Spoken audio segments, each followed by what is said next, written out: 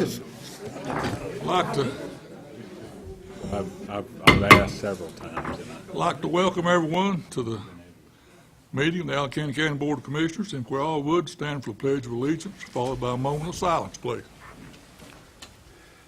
Pledge allegiance to the flag of the United States of America and to the republic for which it stands, one nation, under God, indivisible, with liberty and justice for all. Let's bow our heads, please, for a moment of silence.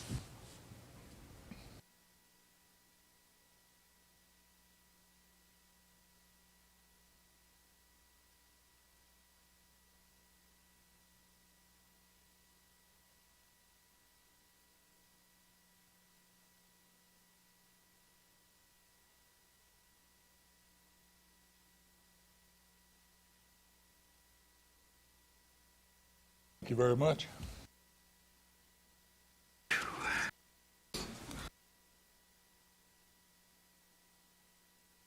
Changes in the agenda. Need a motion to approve. So moved. Motion and a second. All in favor? 5-0. Motion on the minutes from 12:20. I trust everyone's looked over that. Motion to approve, Mr. Chairman. Motion and a second. Any discussion? If not, all in favor? 5-0. We'll open the floor for public comment. Anyone wishing to speak at this time, come forward and state your name, and you have 3 minutes to put your comments. Longer. Or longer, that's If they right. need it. Good evening. My name is Rocky Profit, owner of NAPCO here in Sparta, which I founded in 1977, 45 years ago this month. Currently, we employ over 90 people here and 80 plus down in Vincent, Alabama. First, I would like to thank you for allowing me time to present to you this evening. You have my gratitude for your service to our community. I've been hearing concerns about the treatment of individuals who made presentation to the Board of Commissioners. So I went back and reviewed the video of the last commissioner meeting and was saddened by what I saw. You have every right as a board to ask questions regarding the information presented and should ask questions for clarification. It is unacceptable for anyone to be belittled, harassed, or bullied. We're better than this. It's a disservice to our citizens when the half-truths and misrepresentations of the facts are presented to the board or by the board for public consumption. Information should be factual and relevant to the issue at hand. When it is not, it needs to be challenged by the board, county commissioner, and the community at large. This ensures that our community gets a full and truthful picture. Historically, our town and county have worked together in a positive and constructive manner. This does not exist today due to the seemingly toxic atmosphere that has been created. Again, we're better than this. It is the responsibility of this board to create a positive environment where the merits of ideas and policy can be debated freely, honestly, and without intimidation. When this happens, we will get better policy and decisions. Everyone should be motivated by one common goal. That is, what is best for Alleghany County. There's no place for personal agendas. There are many definitions of leadership. One of my favorites is by Travis Bradbury. He says leadership is a process of social influence which maximizes the efforts of others toward the achievement of greater good. I'm asking this board to embrace this concept of leadership and I believe you can. Respectfully, we may disagree, yet not tear down the work and the character of the doers. When we make an effort to be proactive, respectful, and informed in our decision making, we will make our wonderful county even better. Again, thank you for your time and your service to Alleghany County. Thank you, sir. Thank you. Anyone else have any comments? Feel free to come forward. Go ahead, John.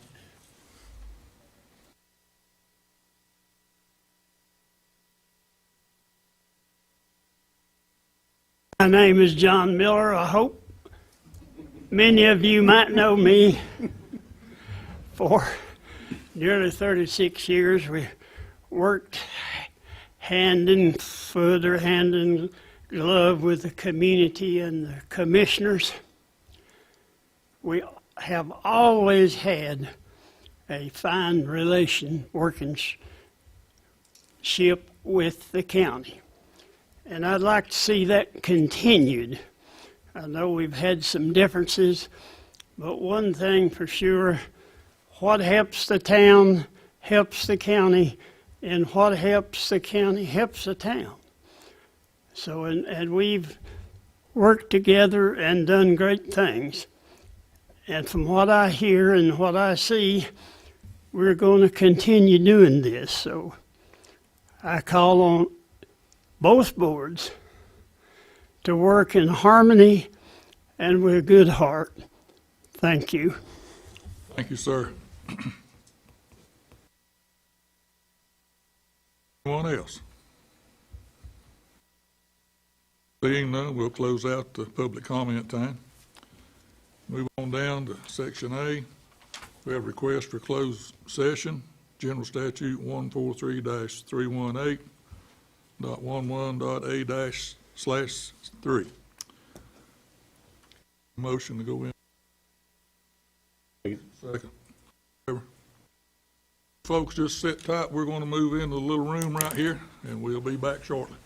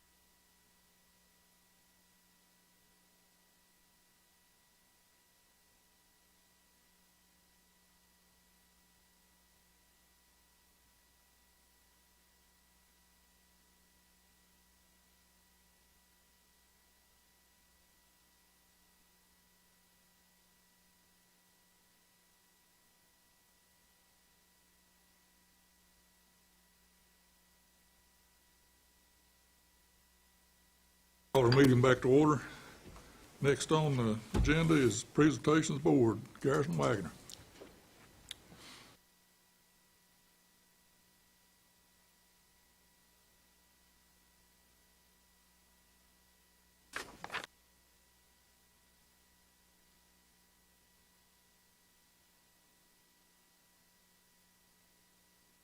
Sir.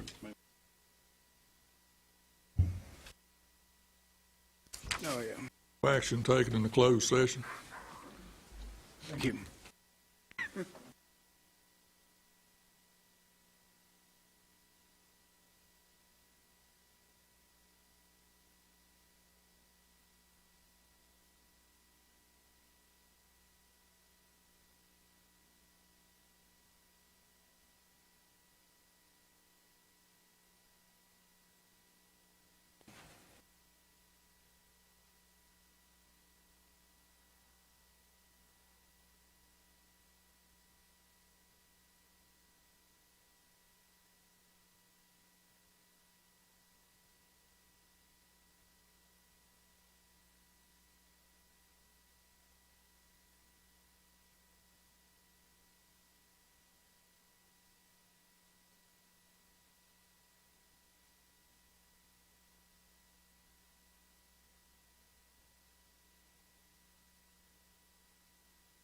All right, how's everybody doing tonight? My name's Garrison Wagner. Thanks for having me in front of you to present tonight. Was here about 10 months ago in early March to make a presentation of what's going on in the meal service contract with the detention center. Unfortunately, things have not gotten any better and have really taken a turn since about the beginning of October. I sent you all a bunch of spreadsheets to check out before the meeting tonight, and hopefully you've had a chance to look over those. They're all in front of you in your packets if you can't see it on the screen. So I'll just go ahead and get started. So what it really boils down to is we require the same minimum staff whether there are 15 inmates, which is the current census, or 35 inmates. It's going to take about the same amount of manpower to produce what we have to do. Census has traditionally been around 25 in the most recent comparable pre-COVID years. Inflation, census decline, and this massive cost of food increase has really hindered our profitability as we perform this service contract. An overview kind of what our loss would be or has been if we had 25 throughout the whole course of the contract, as it had been well above 25 in past years leading up to. Total's around $62,000. That kind of impact makes a major difference in any kind of small business. It doesn't matter what kind of line of work you're in.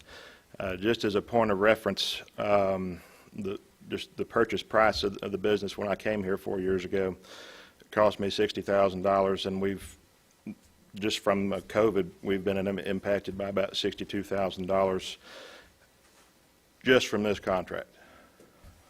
That's not including any of the other work we do with other folks. So, talking about that number 25, where does it come from?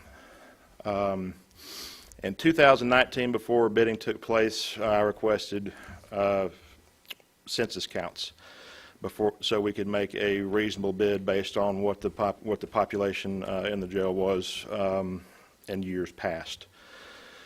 Leading up to the contract transfer, many of the days were in the low 30s and high 30s. I've got some copies of those if you'd like to see it. So in your packets, you're going to see the average for quarter 4 of 19, quarter 1 of 2020, and quarter 2 of 2020 is indeed above 25. So not only did I count on there being 25 people in the detention center, when we look at what is budgeted in the county's fiscal budget, it's $160,000. So let's look at where that number came from. There's 52 weeks in a year, 21 weekly meal periods. That averages out to 24.89 inmates per meal. So we both based our budgets on a census count of 25. This is just a copy here of what was paid out in those first 3 quarters, which were very strong quarters for us, and before we started to really feel the impact of COVID.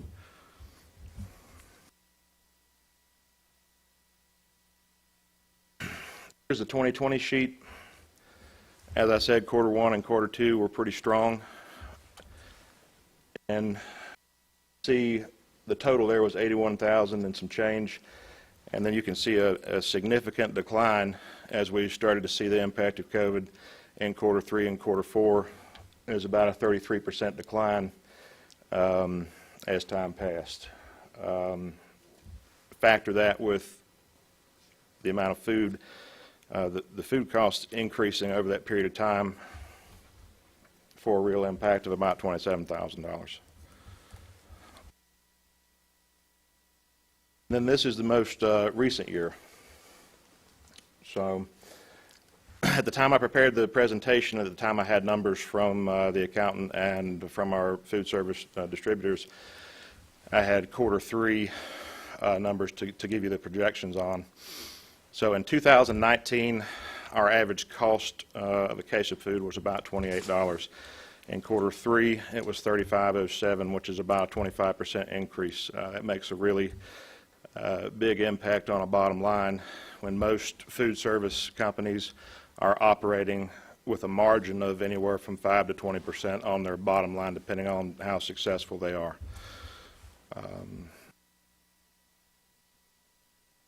I've got kind of a breakdown here showing you where we started in 19 and our average case cost going all the way back down to quarter 4 of 21.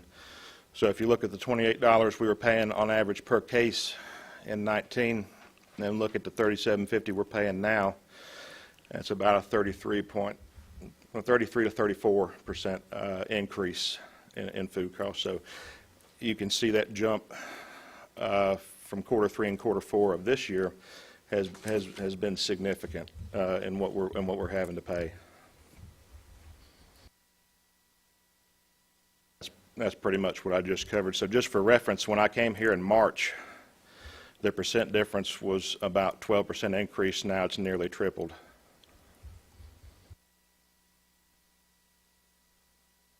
And you've all got those in your packets. Current census today. We have 15 inmates right now. Tomorrow, probably going to have 14. We have somebody who's getting ready to get transferred. So, to me, it's not looking good going into the winter months.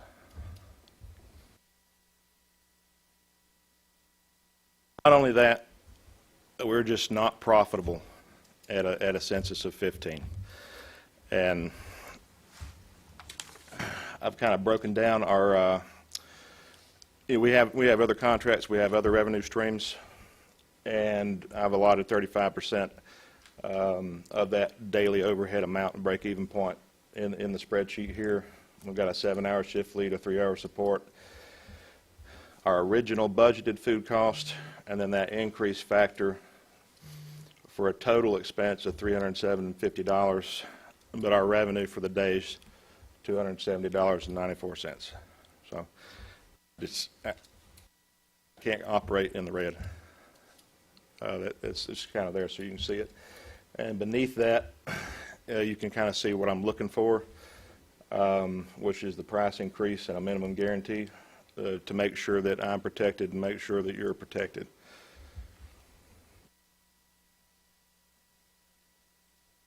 Those are kind of the options that I would like for you to consider, if at all possible. The first thing being, I'd like to explore the allotment of COVID funds to help absorb some of this loss that we've taken on over the past year due to rising food costs. This was something that was out of anybody's control. Nobody could have planned for this. Nobody could have bid for this. It was just an unknown that we're having to navigate now. And the second, so that would kind of get us somewhere for what has happened, and as far as what will happen in the future, we're going to have some kind of price increase and some kind of minimum guarantee, because we just can't operate at a loss. And it's out of my hands. It's not an issue of performance. Well, we come and service the contract every day, just as we promised we would. But we have to make money while we're doing it. We have to make an honest living while we're doing it.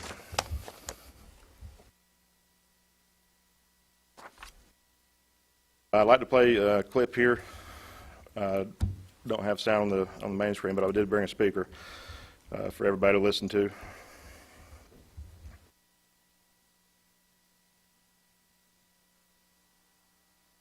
So, threes. I'm concerned that we don't have, other than that 30 days, and I mean that's if it happens, then I guess at that point it would go back out to bid.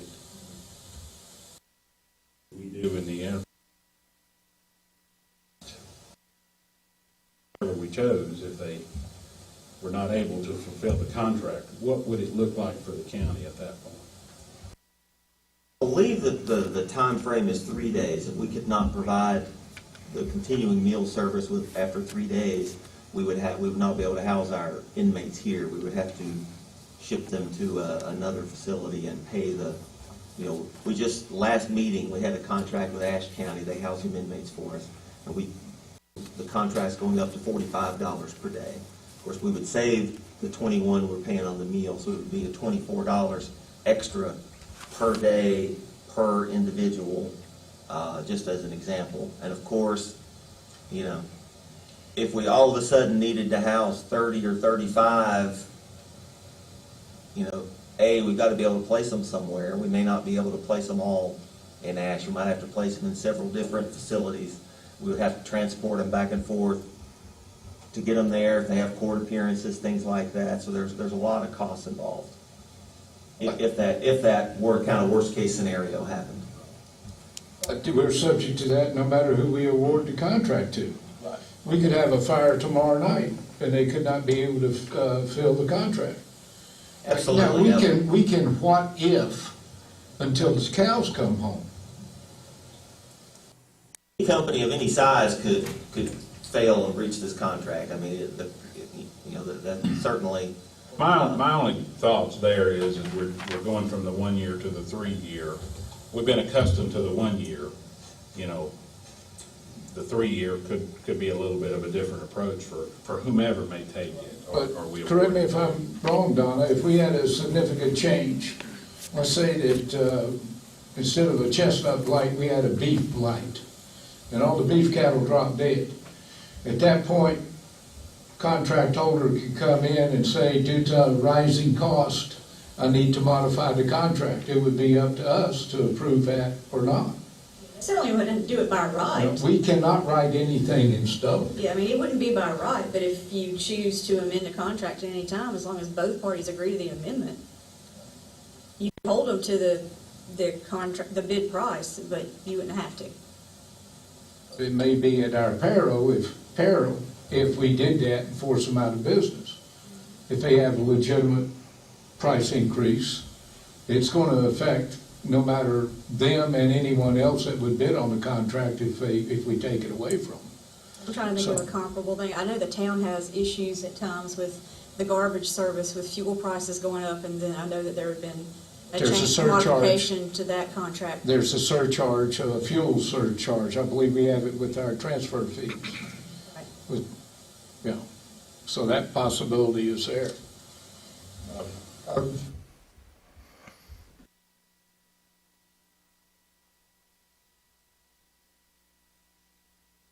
I just wanted to bring that back to light, and I do believe that we have a legitimate price increase, and what was discussed actually, did happen.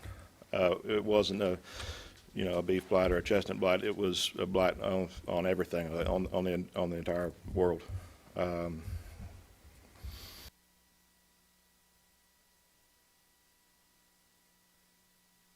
So after the meeting in March, this is the response I received from the county attorney. It's included in your packets. The board's decision is in line with the recommendation of the School of Government, and basically saying if the contract would have to be rebid if we made any amendments. I'd like to take a look at what I spoke to the same person from the School of Government and see what the response was from him. This is also in your packet. The highlighted portions, if it is the former situation, I would consider that to be a service contract not subject to competitive bidding under state law. And then skipping down. If you consider this to be a service contract, it could be amended without bidding.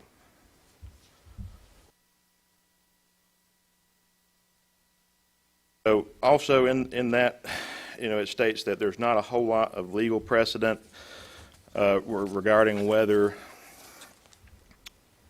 a jail meals contract would be a purchase contract or a service contract. However, we do have precedent because myself, along with 4 of you, were sued 2 years ago, and we established that precedent to have for future decisions moving forward. In Superior Court Case Number 19 CVS 173. Basically, for those of you who were not there, Sparta Family Entertainment filed a complaint against myself, the Sheriff's Department, and each individual county commissioner, stating that they didn't follow North Carolina General Statute 143-129, which determines the award of public contracts for our state. Which is 143-129 was for equipment, apparatus, supplies, materials, but that was their main claim of the lawsuit, saying that the board should have awarded the contract to the lowest bidder. Now, originally we were the lowest bidder, but in the second round of bids we were not the lowest bidder, and that was the basis of the suit. So, kind of where I'm coming from in that point is that if 143-129 actually did apply, I wouldn't be servicing the contract at this point. Sparta Family Entertainment would be servicing the contract, and I've got the ruling here and the denial of the motion for preliminary injunction. Says, upon consideration, the verified allegations of the complaint and attachments thereto and all other admissible evidence and hearing arguments of the counsel, the court finds and concludes that the plaintiff has not shown a likelihood of success on the merits of any of its claims for relief and has not met the legal standard for the issuance of a preliminary injunction.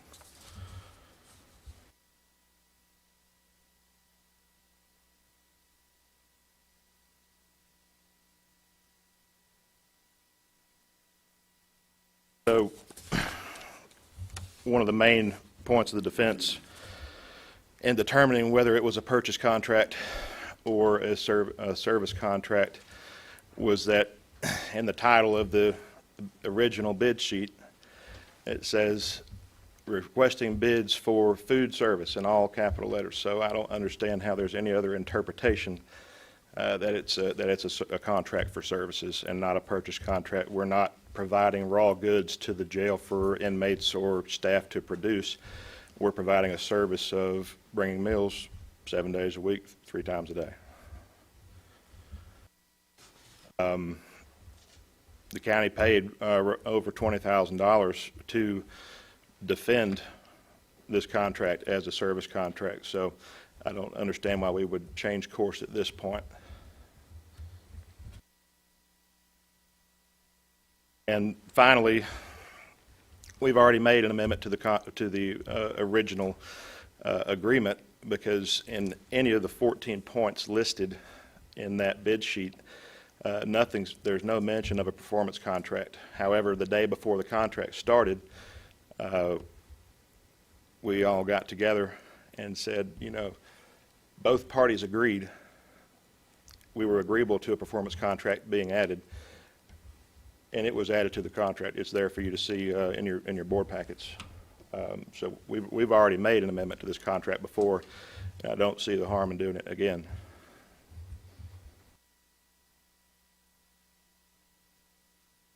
And I'd like to just make just a couple of final points here.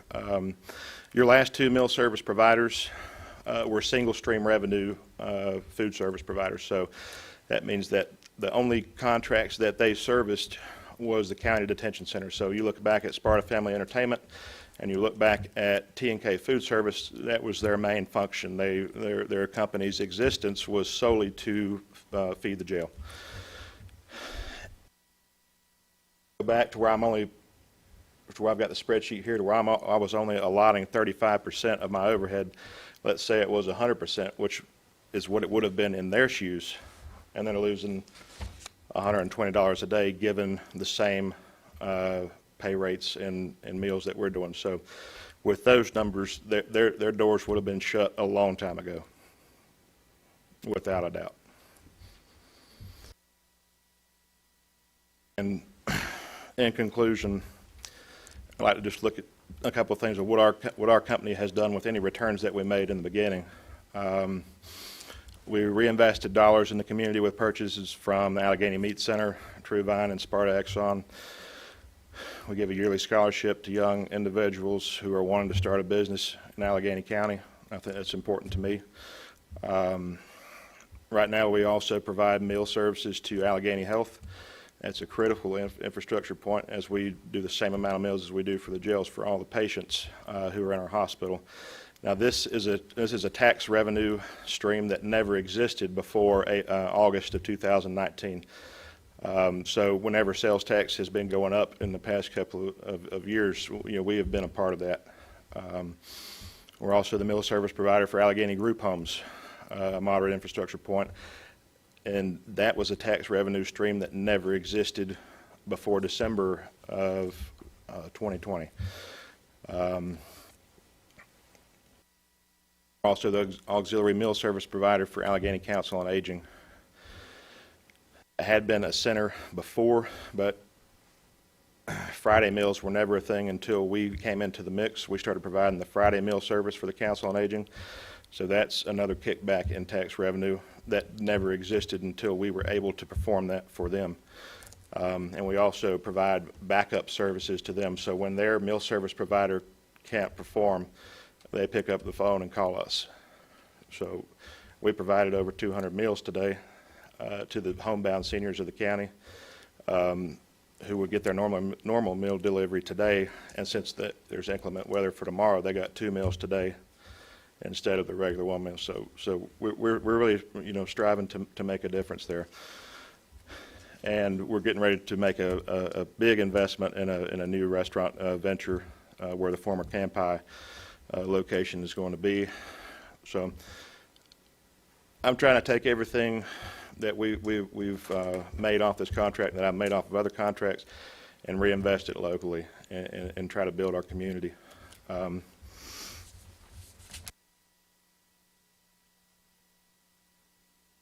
Close with the same point I shared with my staff before the Christmas holiday with doing the detention center meals and the hospital patients, group home clients, and the Council on Aging. We've become a critical point of infrastructure in the county, and what we do truly makes a difference. And I'm proud of our team for coming this far. And I appreciate all of my team being here tonight and for having my back, because they know that I've got theirs. And we have performed on this contract every day and shown up every day, regardless of the weather or how profitable it's been. And we've had your back this whole time, and now I'm asking you to have mine.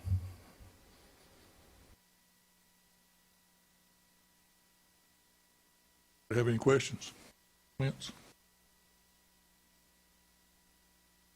We appreciate your and all this in consideration.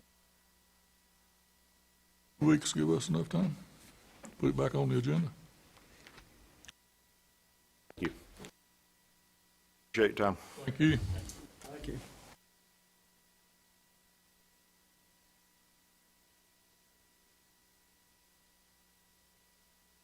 Next up, general business, Glade Creek, Tina Evans and Mr. Hugh Shepherd.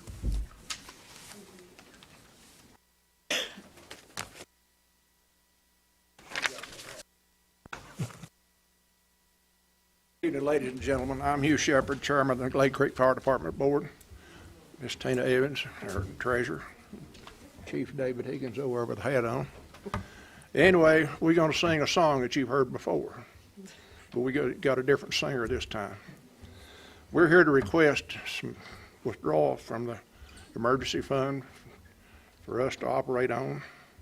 We're in arrears right now. We've got outstanding bills that people are screaming, money, money, money, and we don't have the money, money, money. So the COVID had done a number on us. Last 2 years, we haven't had an opportunity to have any fundraisers, as you well know, and that has really hurt us. And we had a little deal that no part of our hands, but we come to be the victims of a big lawsuit, which really hurt us. And also, we've got some old equipment that we have to maintain. And old equipment requires maintenance. And Brother Osborne, you know exactly where I'm coming from. We had a truck we had to send to C.W. Williams recently, and the big cost to get that fixed.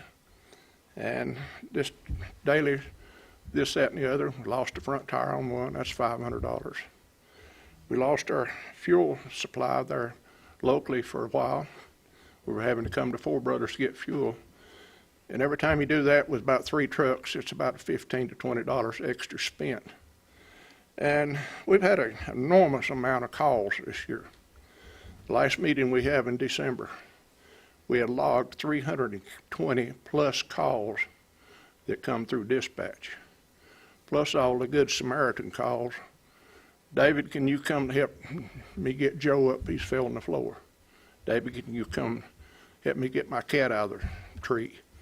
All this goes on, and I think a lot of you know exactly where I'm coming from. But we're not sure what we have in the emergency fund, but we would request $15,000 if it is there. But we have got to have some money, or either that we're going to turn the lights off, and that's where we are. We're talking 20 or 20. Oh, sure, 20. You know what, the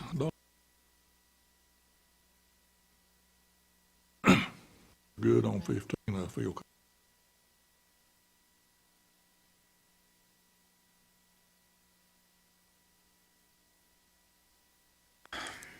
I make a motion that we approve the emergency fund not to exceed 15,000. What was y'all's total last year, David?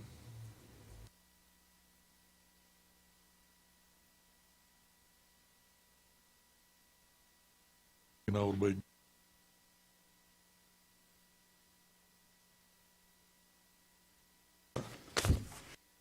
Put that in there, John. I want it being collected from the tax. Make a motion that we approve the amount of actual dollars in the contingency fund not to exceed 15,000.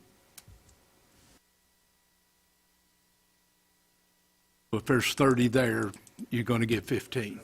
Yeah. It's over the hump. The question here. 15,000 is, what was the repair on your truck? What was the?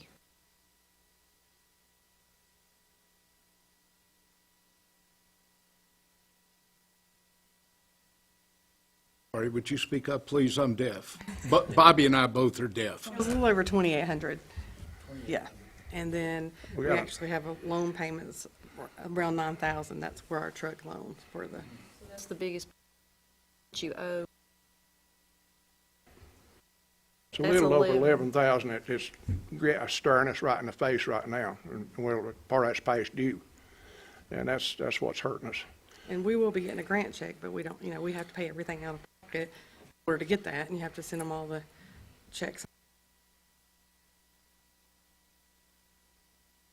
She When you said, go to C.W. Williams, you're gonna have a big bill.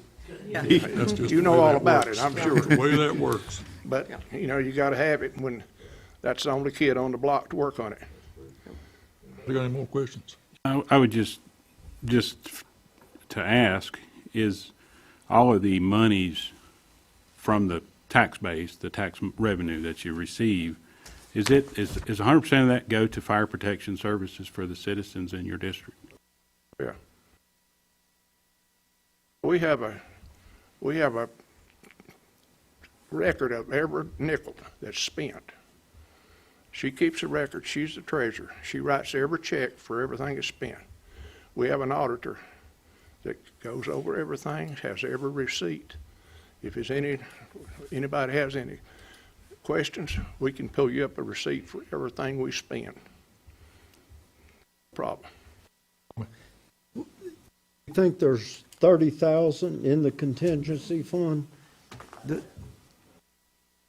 April, do you know that, or?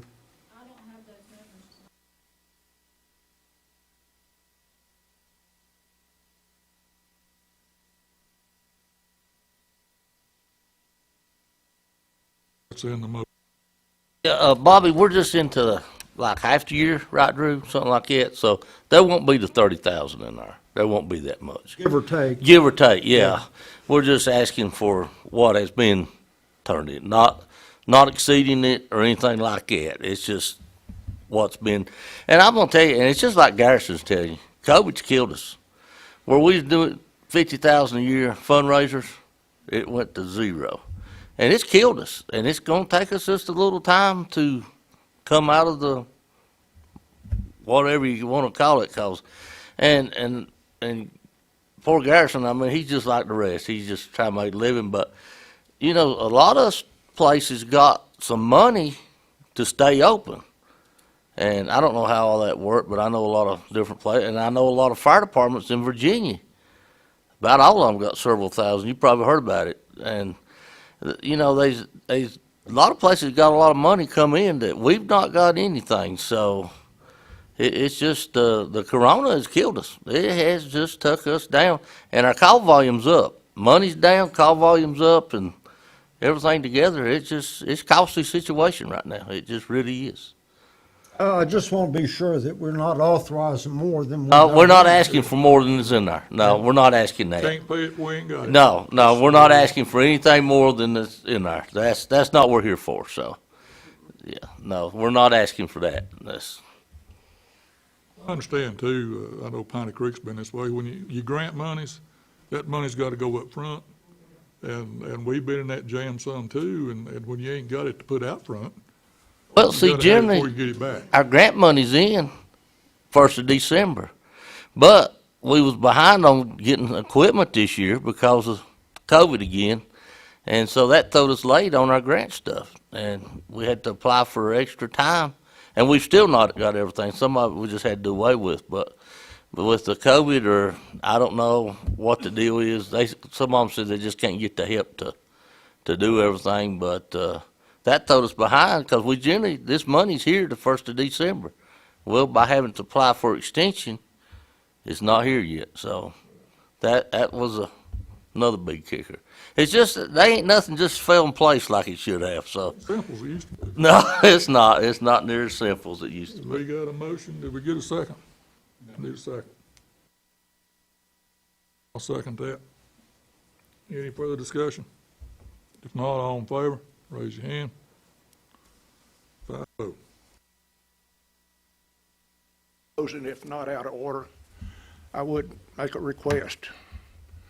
David's wife is battling colon cancer. Those of you that have the know the worth of prayer. Remember her. Thank you.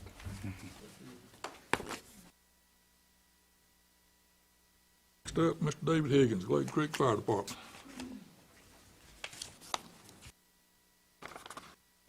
Ladies and gentlemen, thank y'all very much for all your help you do for us. We do appreciate it. And the fire tax is the greatest thing ever been. I'll be honest, it's helped us. And it's gonna take us a little time to get over the hump, and then we'll be good, so. All right, what I'm here for tonight, I have a fireman that has moved to South Carolina, and he is on our Fireman's Relief Fund.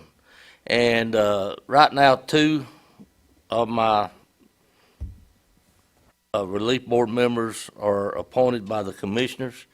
And this is one of them, Jerry Clary. He was a relief fund member. And so I'm asking that we take him off and appoint Derek Lundy, another fireman, onto the relief fund board. What was that name again? Derek Lundy, Who would be coming off, please? Jerry Clary. He's to replace, Yeah, replacement. yeah. I'll make that motion. Second. Motion second, any discussion? Not all in favor, raise your hand. 5-0. Thank you. And I did give Bill a paper on that, so he has it. But thank you all very much for all you do for us. You, Dave. Thank you. I want to thank you guys for being out over the holidays, because I heard you all on the road a whole lot during the Christmas to New Year's and working right on through. We appreciate that.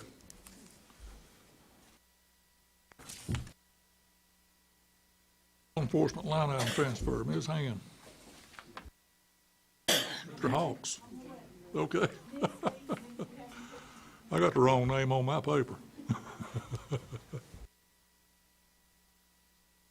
Good evening, everyone. I appreciate the time to come, I guess, do a little budget tidying up. The first one is 511 dispatch salaries. We're requesting that $4,000 be moved from the full-time line item over to the part-time line item because the part-time line that pays our part-time dispatchers has been heavily used throughout the first part of the year, mainly due to our dispatch supervisor retiring and having to hire a new person on that could not work a shift by themselves, so we was using a part-time person until that full-time person could get trained. So moving, and the money would be there from full-time to move over to the part-time, if you guys could do that. The second one would be the full-time law enforcement salaries. We was requesting a $9,749 to be moved over to the GCC equipment line. There was quite a bit of money there from some vacant positions that's been open that we've not had a hard time getting filled. This money would be 100% reimbursed to come back to the county. It's from the GCC equipment. And what happens usually with this is these grants are cross budget years for us. They start in October, they finish the end of September. So what happens is when we shut down spending, say in May of this year, and it picks back up July 1, then what we didn't get purchased by the end of this fiscal budget year, those grants are still open into the next budget year for the county. So we end up spending some of what was, we're preparing these budgets in February, hoping to get these things spent before June, but we actually have until the end of September to finish spending. So what ends up happening is crossing those budget years. But the money, dollar for dollar, of the $9,749, every dollar of that we spend is a dollar that returns right back to the county. The last one, full-time law enforcement salaries. Again, this is another GCC line. This is for travel. This is to get one of our persons under the underserved population grant certified as a dual language interpreter. Any questions on any of these? Do you have any questions?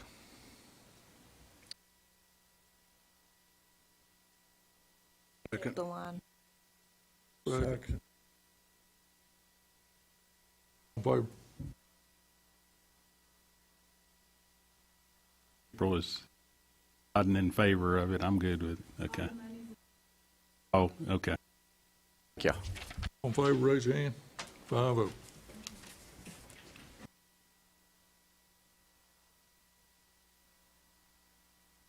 Next, general fund budget amendment. And I do have a budget amendment. We got a couple of insurance reimbursement checks in. One is for the Daymark repairs, amount of $5,688. Requesting that we put that back in the maintenance and repair for Public Works for maintenance and repair to our buildings. We have a check-in for a damaged vehicle for $4,619. We also need to put that back in auto expense in the maintenance budget.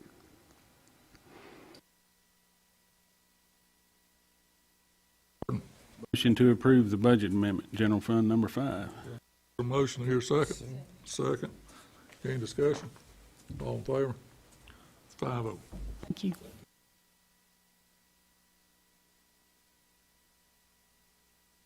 Next is the appointed budget committee.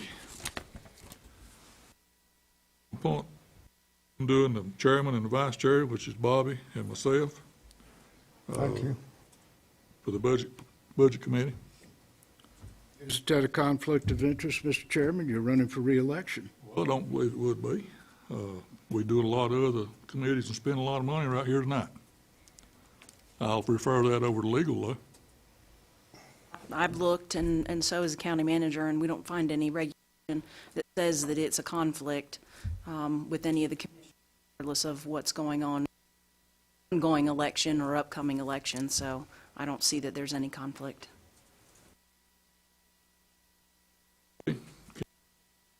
That's it. Any commissioner comments? We'll start off with Comments? comments. I just, my it's off to the fire department for the services that they provide to the county. Hear them out a lot, you see them out a lot, and all hours, when I'm sitting at home, resting, sleeping, comfortable, but if I needed them, they would be right there just the same. I would like to extend a heartfelt thanks to the citizens who've come out to the comments that were made at public comment tonight. It's really been a heavy burden to see how some of this board has treated some folks who are serving this community just the same as those in our fire department and across this county. I mean, I've been here for about 7 years serving in this role, and it's been an honor to serve. It's been an eye-opening experience to serve, and I have thoroughly enjoyed a lot of it, not all of it. But to see the numerous folks across this county and the areas and the needs that are out there and the folks who are meeting them thanklessly, under the radar, a lot of times out of their own pocket, their own money, spending their own resources, because they care, because that's who we are. That's who we are as a community. Rise to the occasion and meet the need. I really have, that has probably been the biggest eye-opening experience in this role that has provided me the opportunity to be exposed to so many servants throughout our community, whether they're native born or whether they've moved here. I just see folks coming together. Times when they've come to this board and tried to give reports and tried to share what they're doing, their interests, and want to interact with this board, to see how they've been treated at times has really been hard to bear and hard to see. So that we can work together. I know it's a tough role for our chairman to be in, but the decorum of the meeting starts there, and I'll try to do my best to chairman from there. That we work together tomorrow. Then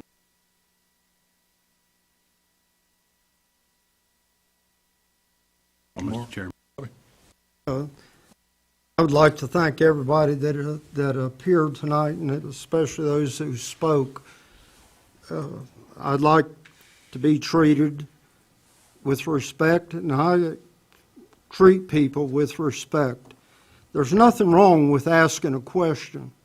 There's nothing wrong with asking a hard question, but it's how you ask that question. We deal with the citizens' taxpayers' money, and the taxpayers want to know how that money's spent. But we need to respect everybody in the way that we act. We have a code of ethics for the commissioners. I encourage all of us to reread that code. Treat people the way you want to be treated. I think that's important. I've always tried to, when I was on the school board, every person, every student was the same to me. It didn't matter where they came from, who their parents were, what their parents did. They were treated with respect. I think that should be carried over to everybody. I would like to mention COVID.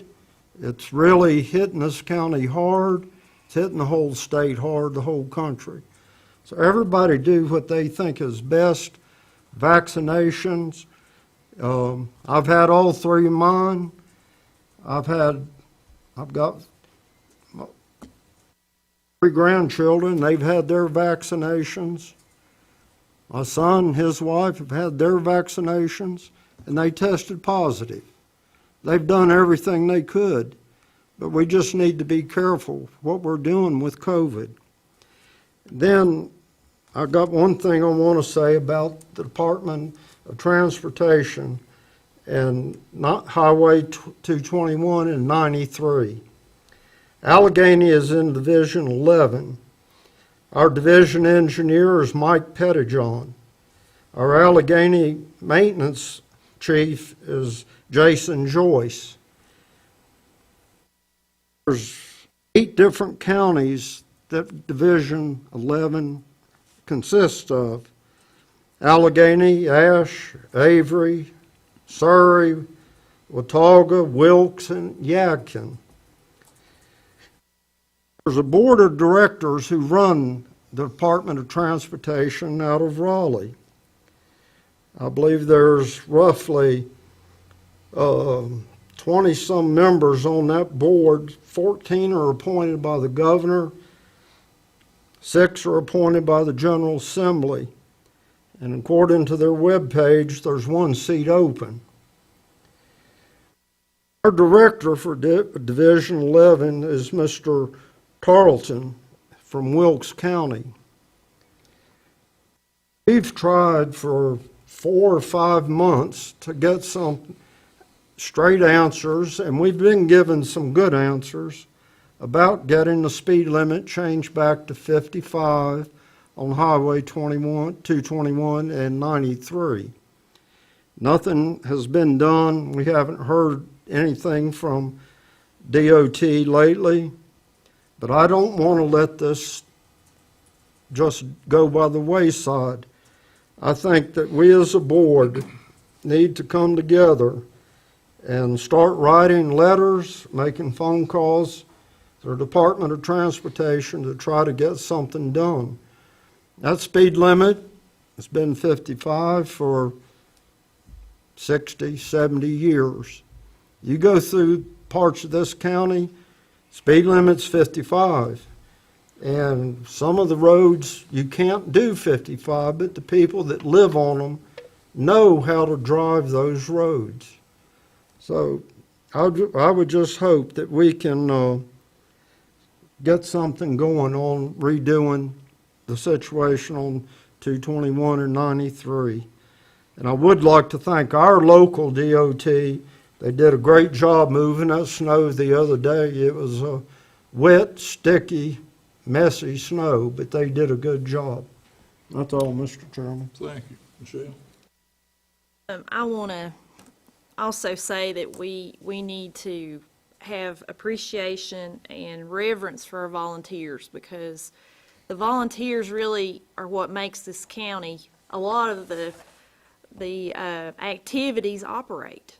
And, you know, people give of their time and their efforts, and they're taking time away from their families to do so, and we always need to treat them with the utmost respect and appreciation, because we would be hurting without our volunteers. And, you know, I want to thank you all for coming out tonight and for speaking. And, you know, something that you said, Mr. Prophet, what is best for Alleghany. And, you know, what is best for Alleghany that encompasses a lot. And, you know, part of that is our people who give and volunteer their time. And, you know, I had a little bit of indigestion after our last meeting. I didn't walk away feeling particularly good at all. And it was for Miss Lisa Bottomley. I felt like that there was some comments made to her that were a bit unfair and felt like an attack. And I don't ever think that we as a board need to say that, because, you know, this is a seat of honor up here. And with honor comes responsibility, and that responsibility is that we treat everyone with respect.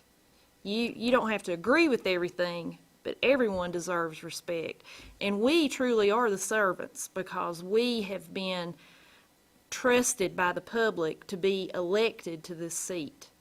And we should never, ever take that for granted, and should always treat it with the respect that it deserves, and realize that we truly are the servants.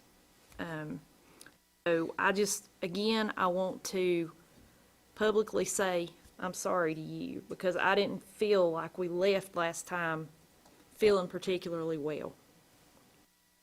So that's what I've got to say. Add this a little bit. It's appreciate all y'all coming out tonight. It tells me that there's a problem, and it's time to change the problem. And we've battled this for a long time. I'll be here 4 years next December. Been here as long as I've been here, and I don't know how far beyond that, but I've left here with indigestion several times. And I can, Michelle, it don't feel good. And when you don't feel good, you know something's wrong, you know. And I challenged some of those meetings, and we'll do so again.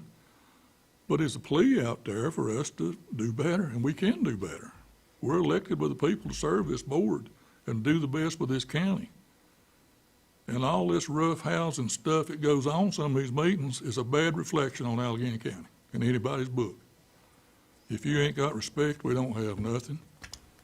I think it's time to all of us work at it like we've said, and put this thing back together and do what's best for Alleghany County. And I too want to thank the volunteers. We've had volunteers stand right there and get chewed up pretty good, and them volunteers. And that didn't cost Alleghany County one dime. Now, that ain't right.